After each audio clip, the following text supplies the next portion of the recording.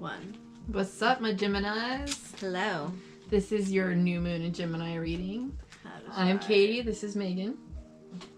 And, I had a little existential crisis, so I'll start out the gate with that. Like, I was wondering what good it is that we do, like, with these readings right before I turned, we did the UA, and, so I just, like, you especially, you communicators, you expertise, that's your thing, is hitting us back. So I'm going to ask you to, like, especially share and subscribe if you're new, and if you like our vibes, of course. If you don't, Yes. you don't have to do anything, but it's, hi. Anyway, We break down what this new moon in Gemini means and is going to kind of indicate. So that can be found in the Universal Agenda. The link is found below. that's our astrology segment. So if you like information, which we know you do, Right, so, along with a card blessing can be found there. But Absolutely. in the meantime, Katie's gonna get the Gemini ball of rolling. I shuffled so much. You did. I shuffled and I shuffled. I just got this for the Taurus. So there's a situation where the giving and taking is out of balance. We'll keep going, but like there's some type of situation where either you don't feel like you're getting the equal shakeout, or somebody around you doesn't feel like you're giving them enough of yourself, or getting an equal amount as maybe work or a relationship, like you're not spreading yourself out equally in their eyes. It's something like that. I got card number 6 for you Geminis, and is my desires and beliefs are only thoughts. Your desires and beliefs are just thoughts. Ask and it is given. You ask through your attention, through your wanting, through your desire. That is the asking, whether you desire it to happen or you desire it not to happen. You are asking. So what is the way I'm really feeling like how are your thought patterns being formed right now? Are you being fair to yourself inside your thoughts? Are you putting up with situations that don't feel good because you feel like you have to be right? Are you putting yourself involved in it for some reason? Are you feeling obligated? I feel like that's definitely probably a good chance of that.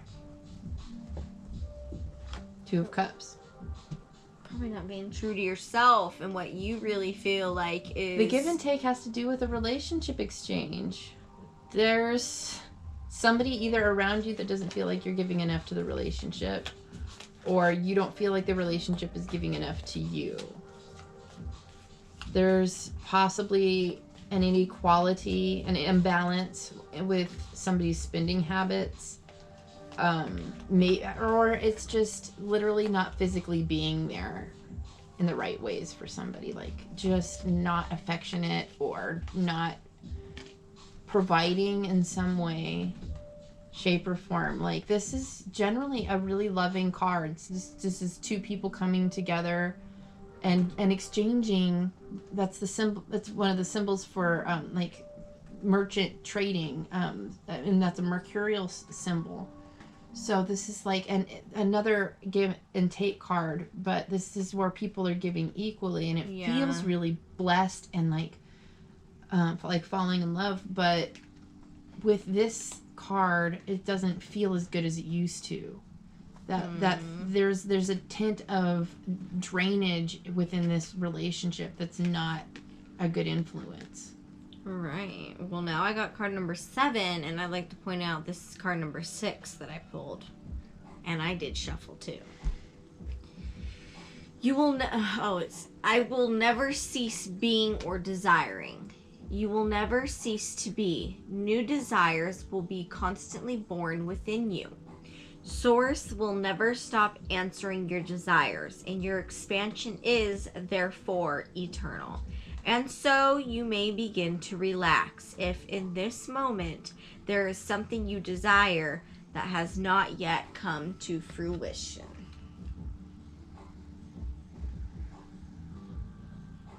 Well, what else do you need to know? Like, the inequality will have a way of working itself out because you're aware of it. Awareness is a lot of the issue. Dr. Phil says that all the time. Awareness is key. Wasn't trying to quote Dr. Phil, but it is what it is. He's very valid. So, I'm not sure that you are going to be able to, like, I don't know. I don't feel like this is, like, whatever sense of awareness, it doesn't necessarily mean that you'll be able to repair the relationship. But I feel like you'll be able to repair the inequality. I don't know what's going on with that. Can't fix something if you don't realize it's broke. And even if you do realize it's broke, not everything is meant to be fixed. Sometimes it's broken for a good reason, and you have to look at that too. Yeah. And you have to start over. So I'm not really sure what's going on, but this is a lot of Gemini energy. Like, if you go back and look at the universal agenda, there's so much Gemini energy.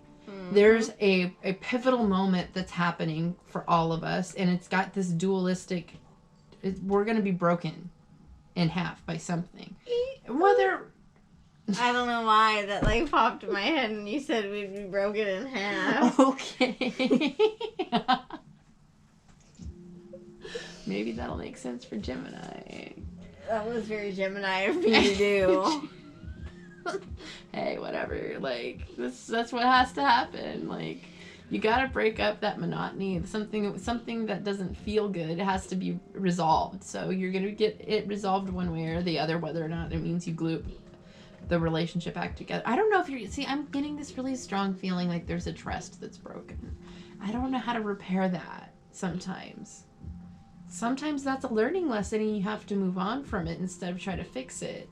Right. So that's something I'm almost afraid to say, but anyway, let me know how things go for you, Gemini, and I hope that all of us come through this in a more rewarding feeling way once this is all done, and